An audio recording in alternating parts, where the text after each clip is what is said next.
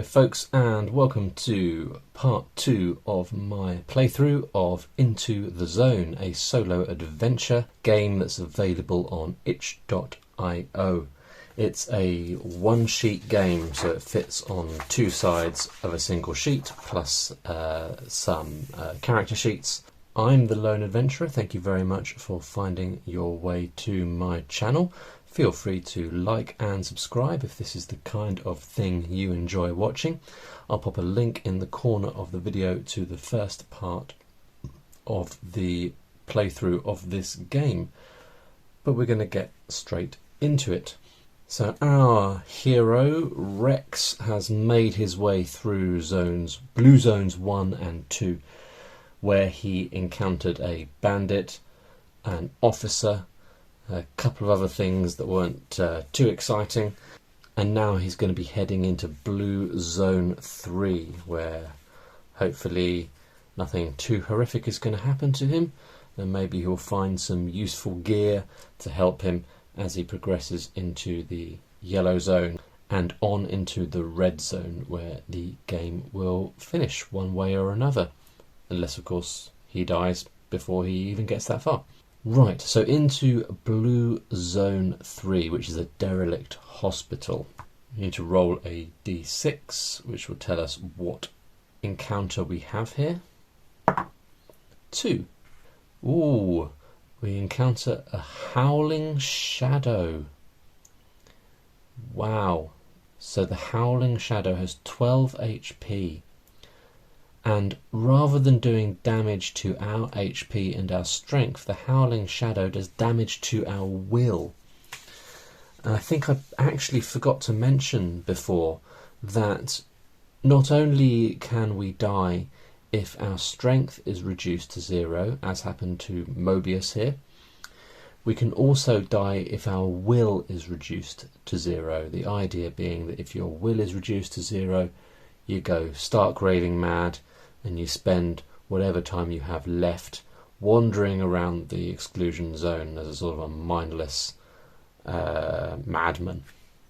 Right, so the Howling Shadow is going to be doing will damage to us. Right, so let's get straight into it. We need to determine initiative. So I'm going to roll 2 dice. If I get 1, 4, 5 or a 6, I get the initiative. Apparently not.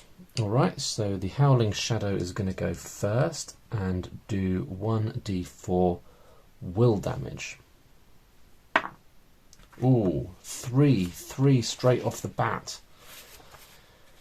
Yikes. Where are we putting that on our character sheet? Yeesh. Oh goodness, and my will is so low, it's only 8. This could be over very quickly. So that's going to take me down to 5 will. So if he hits me 2 more times, I turn into a raving madman, and that's how I spend the rest of my days. So we're going to use 1 of our ammo. I need to remember my lucky trinket. I think I probably need to kill this guy quite quickly. So if I roll a duff roll, I might use my lucky trinket. And that's pretty decent. We'll stick with that. 8 points of damage. Okay, so we only need to do 4 points of damage in order to defeat him, but unfortunately he's going to get to attack us. It's going to get to attack us again first. 3 again, that is brutal. Oh, wait a minute, the lucky trinket can re-roll any dice roll.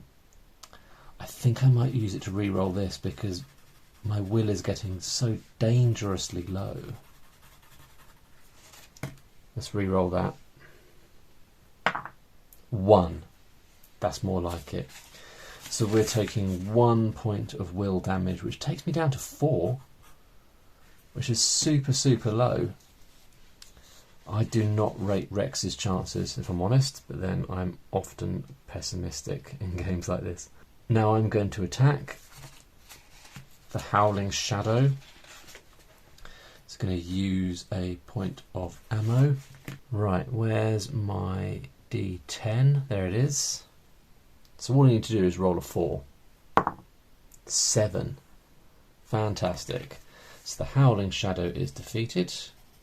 So do we have another encounter in this zone, or do we move on to the yellow zone? I think I should have one more encounter in this zone. I don't know why, but I just feel like I should. 2. Well, that's the Howling Shadow, so we re-roll. Remember, you only have each encounter once. 6. You find a locked military crate. That's got to be good news, right? A dex or strength save. So I could do a dexterity roll, and in order to succeed, I just need to get, what's my dexterity? 13. 13 or less. Surely I can do that. What's that? 12. Fabulous. All right. So that is a success. Fantastic. So I'm able to open the locked military crate. And I find a gas mask, which I've already got. A smoke grenade, which gives advantage during a fight. Oh, gives advantage during a fight while wearing a gas mask. So does that mean... Okay, well I can take a spare... Can I take a spare gas mask? Oh, wait a minute. Have I got a gas mask? I thought I did. Oh, yes, I do. I've put it in the wrong area.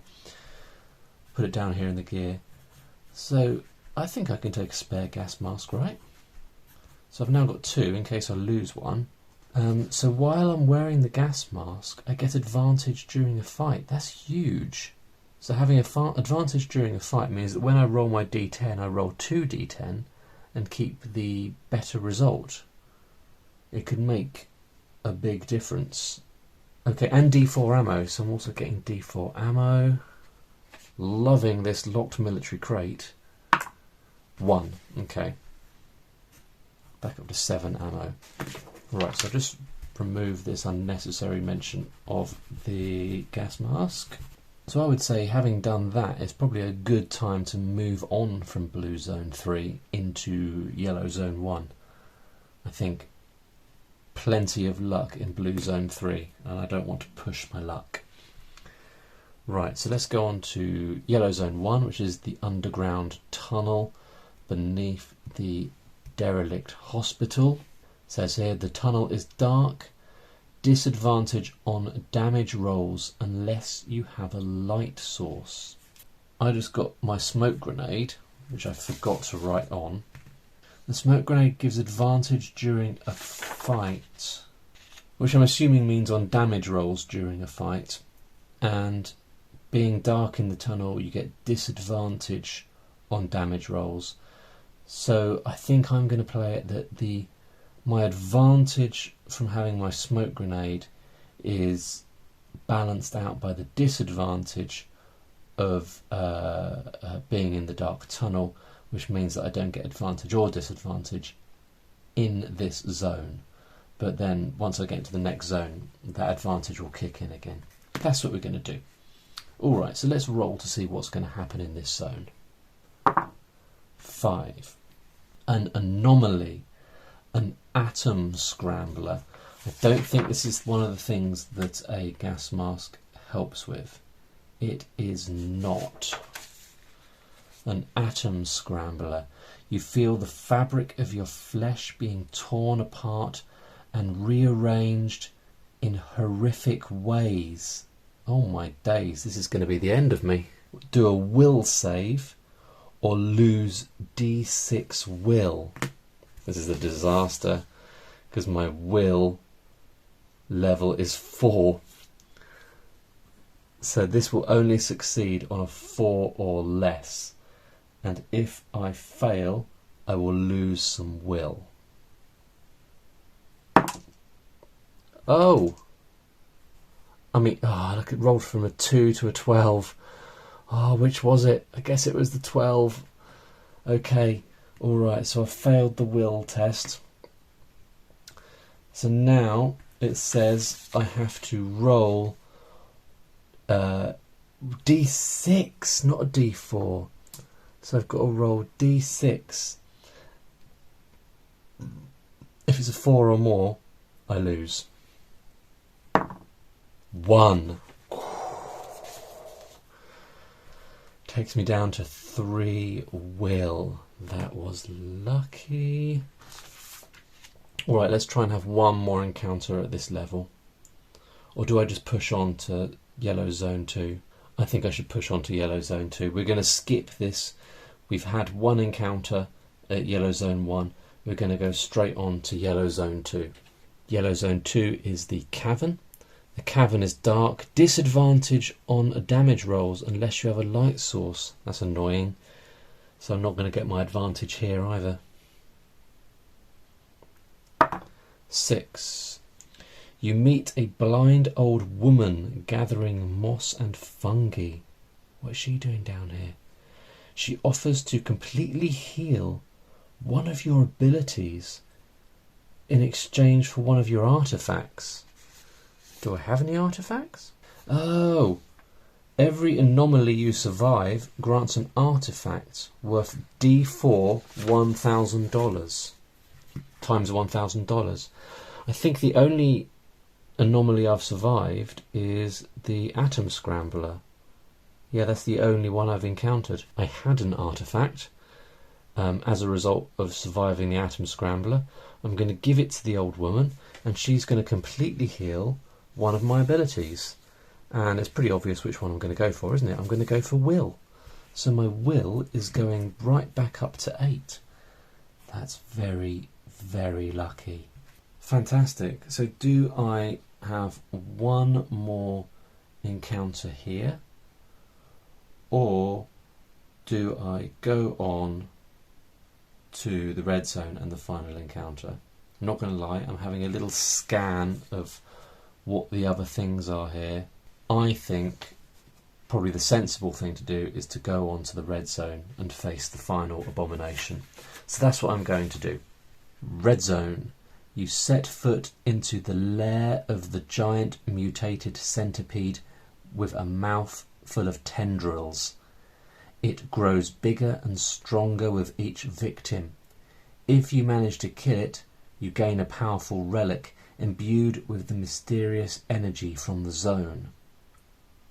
So this is the crawling abomination. Alright, so the HP is 15 plus 1d10. 15 plus 5, so we've got 20 HP. Attack, each attack is different.